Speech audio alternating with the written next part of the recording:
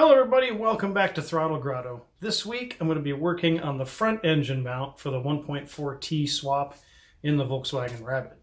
Stay tuned.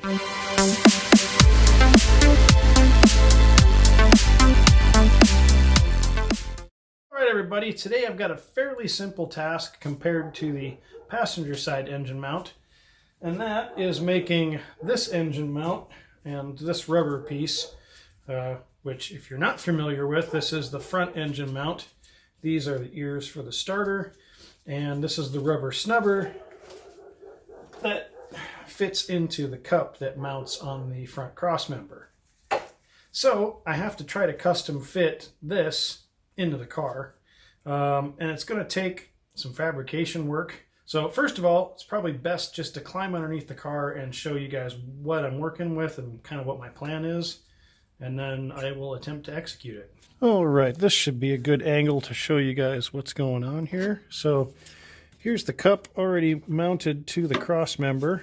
Now, normally when you put an O2O transmission in, which is what this mount is designed for, it'll kind of set in there like that and bolt to the two spots on the transmission, which this actually will sit up a bit higher. So with the O2A, we don't have that luxury, but what we do have is we have an ear here, which isn't very strong. We have this piece here, which is much stronger. It's much more solid mount to the transmission. And then I have this back here, which is another place where it bolts to the transmission. If I wanted to get real froggy, I could just take it all the way back and bolt it right into the pendulum mount, which is designed to actually prevent sway on the transmission, which might not be a bad idea. Is just, since I'm going to have to cut this mount up anyway, maybe use that ear as part of the, well, anyway, I've got some things to figure out, but the first thing I'm going to do is, obviously this needs to be much, much shorter, and there probably needs to be some cardboard involved. So I'm going to first cut off this nub, because this is the Wookenpa nub. This is the vital part that the rubber mount sits on. So then we can locate that, and then we can start building our template and figure out where we want to hook this thing into. Okay, so after a whole bunch of cardboarding, here's what I have so far. I have this plate, which I bolted to the hole that was available, and then this one I put a longer bolt in all the way through the transmission, which comes out here. And then I have these plates here, which are ready to accept.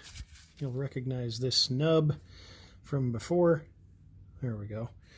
So I drilled an appropriate size hole through the piece of plate, and then this plate will get welded right over the top. Get welded right over the top of this, and then in line so it lines up inside the cup. So it might be that all of these end up having to go in at the same time, so they won't just tip into position, I'm afraid. But I'm going to tack this together real quick.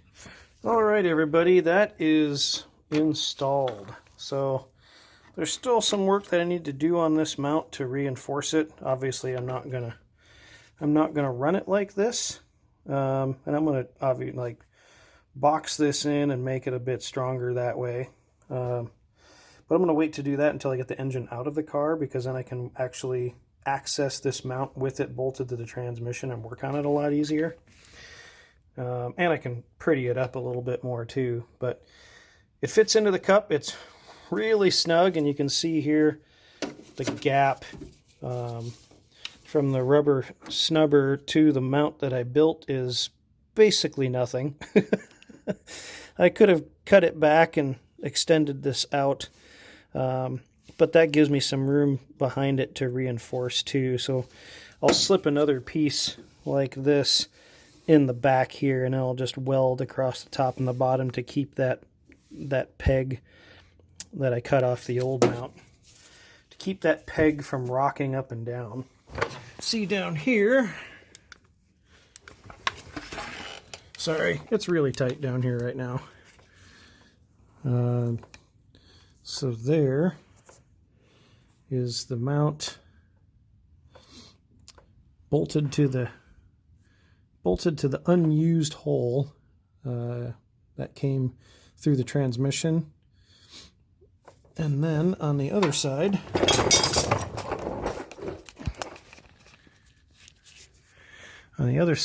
there's the bolt, and there's the new replace. I'd put a longer bolt through the transmission there, and then that's kind of the bottom view of the cup and everything there. So like I said,